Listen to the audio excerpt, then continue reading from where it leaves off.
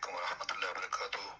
مفتیان کرام کی بارگاہ میں ایک سوال عرض ہے کہ امام صاحب نماز پڑھا رہے ہیں اور پہلی رکعت میں علم تر کیف سورت پڑھ لیتے ہیں اور دوسری رکعت میں پھر علم تر کیف پڑھ لیتے ہیں، تو کیا اس سے نماز ہو جائے گی؟ نماز میں کوئی خلل تو نہیں آئے گا؟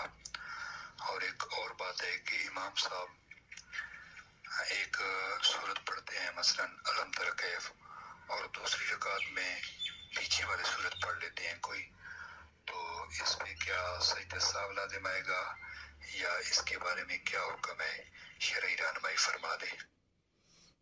السلام علیکم رحمۃ اللہ وبرکاتہ۔ بھائی آپ نے سوال کیا کہ امام صاحب نے دونوں رکعتوں میں ایک ہی صورت پڑھ دی، یا پھر دوسری صورت آپ نے بیان کی کہ پہلی رکعت میں بعد والی صورت پڑھی اور دوسری رکعت میں اس کے پہلے والی پڑھ دی، تو کیا سجدہ سہو لازم آئے گا؟ جی محترم، دونوں صورتوں میں سجدہ سہو لازم نہیں آئے گا۔ اگر سہون ایسا ہو گیا کہ دونوں رکعتوں میں ایک ہی صورت پڑھ لی تو نماز ہو جائے گی، لیکن کراہت واقعہ ہوگی۔